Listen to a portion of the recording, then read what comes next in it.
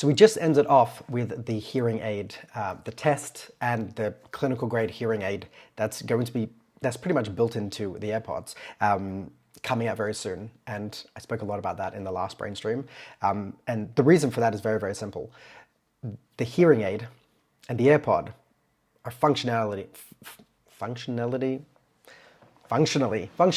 very, very similar, right? A hearing aid, just like an AirPod, has basically three main components, right? You've got speakers on the outside to pick up what's happening in the world.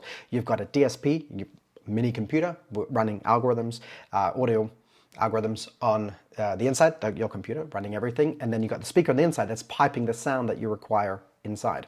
And what it's helping is we're moving away from a world where we no longer have to go something that's outside of the insurance, something that takes a long time to go get a prescription, something that costs $5,000 or $10,000 because the market is so small, and something that no longer has a stigma, where hearing aids have a massive stigma. Whew. And the AirPods don't have that, because everybody from your teenager, from your young kid to adults, is more than happy to wear AirPods. Now, I really got into this when I was starting to build 8, and that's one of the focuses that I want to get into, of creating something that could become a hearing aid. Apple has now achieved that and gotten that. We'll see all other companies going there.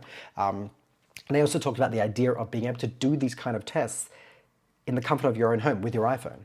I mean, I don't think it started there, but like the color grading with the TV, where you can put the iPhone against the TV and doing those kind of tests, to move to, there's so many of these tests, which is really, really cool, because it's the future of preventative healthcare, which I'm super, super excited about and working on. This idea that we will be testing things out in the privacy of our own devices, that is, yes, I understand, a kind of question that people will be like, oh, is it? But like, if there's any company out of all the bad companies or the big companies, I would say I'm more likely to trust Apple to keep everything on device. Which, let's kind of move into AI and the iPhone 16 with that kind of thing. So we'll leave behind preventative healthcare, preventative medicine, proactive healthcare, this idea of like testing yourself, scanning yourself at home, and not requiring to go into these massive offices and use these massive machines, and deal with something that's out of insurance, something was previously costly. You're bringing things that, like, think about what this is going to do to the developing world. Like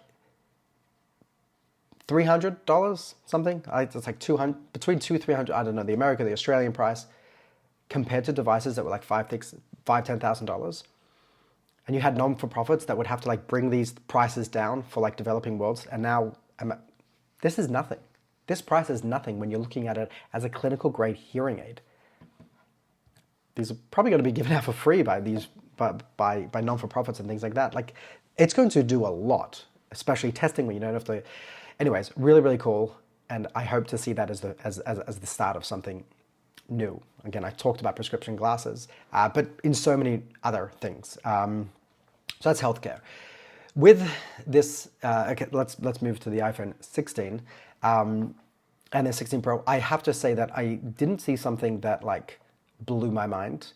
And I do say, like, after a lot of these keynotes, sometimes I feel like I'm watching them and I'm like on the edge of my seat. I'm like, yes, yes, yes. And then it's like, ooh, that one thing like they're missing. And I think it's their tactic. Like, they know that they can knock it out of the park with like 100%, but they always get there, but then they like pull back because they're like, gotta wait for next year.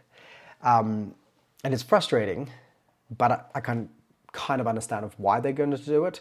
I didn't see something in this new launch that like completely excited me.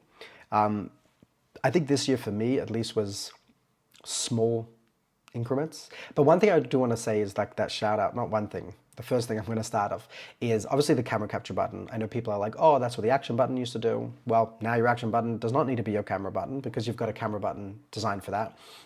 Having the iPhone becoming a better camera every year, this was, I want to say inevitable, but yeah, they probably could have done it in a different way.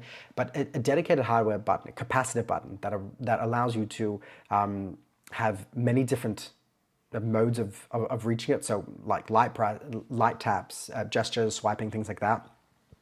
all focused on a big part of the camera is something very important.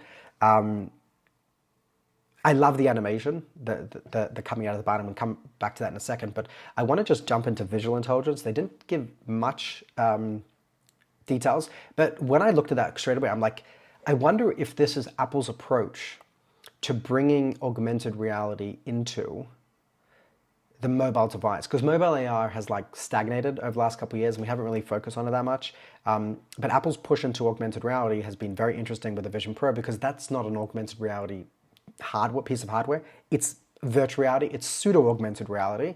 You're not going to walk around outside. What device are you going to walk around outside? Your iPhone.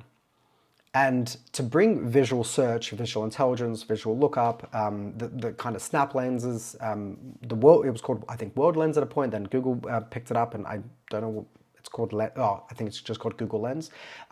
Bringing this out, obviously it's nothing new, because other companies have done it.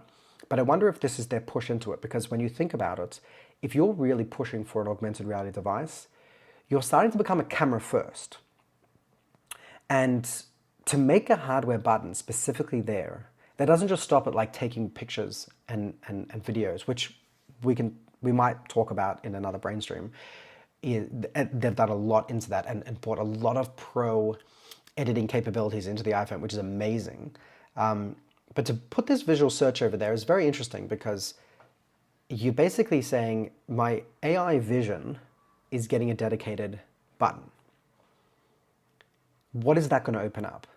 Is that going to be camera first? Because when you look at it, to come into it before, the camera was like a software button, like yes, with the shortcuts, and now also changing the shortcuts. Hopefully that's, it's one less reason to have your camera shortcut over there because you've got a dedicated hardware button. But it was never, the operating system, the way that the iPhone has worked until now, and it's still working, is you've got the home screen and the launcher of the apps. So you're starting off with an apps. It was never camera first. Camera first is very, very important if you want to make an augmented reality device, because augmented reality needs to understand the world around you. It needs to work from within the camera. And even though the hardware button doesn't mean that it's still camera first, it's giving a very, very big presence to the camera to be able to launch that almost immediately, which will start your camera first kind of like session. I think right now visual intelligence is just the beginning.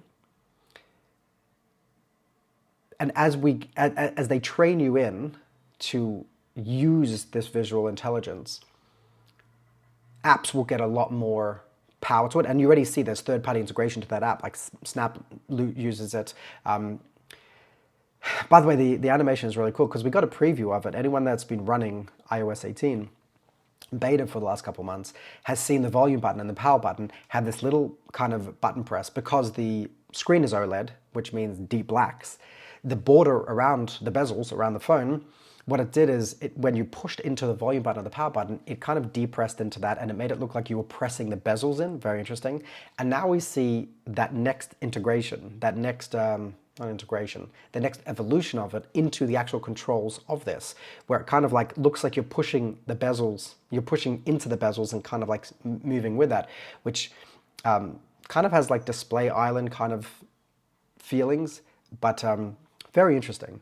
Like I said, their animations are getting quite, I don't know, delightful in a way. Like it feels very Apple, but like the micro animations over here, and the way that like you're pushing in from the bezels, like they could have easily just made it a floating island type of buttons, or like, just having buttons like kind of float there. But like this very deliberate intention of like, let's make it look like you're pushing into the bezels and kind of using, like you're taking away from a little bit of the bezels, and we're going to bake some things into there. It's so much, for me, it's more, I don't know, delicious than just having like floating buttons that like you would expect to have on a device that any other company would have done. But here, like borrowing from the bezels, I don't know, there's something nice about it. It's also something that like you kind of don't realize after a while, which is also very, very interesting animations. A lot of, like, because you have animations on one side, it's like big, huge, bombastic, like look at me, and other animations that like are so seamless and delicious in a way, because you stop noticing them at a point, but when you want to notice them, anyways, it's getting to a whole nother point where out of time. I don't know if we'll do another brain stream. We might, but I'll see you guys in the future.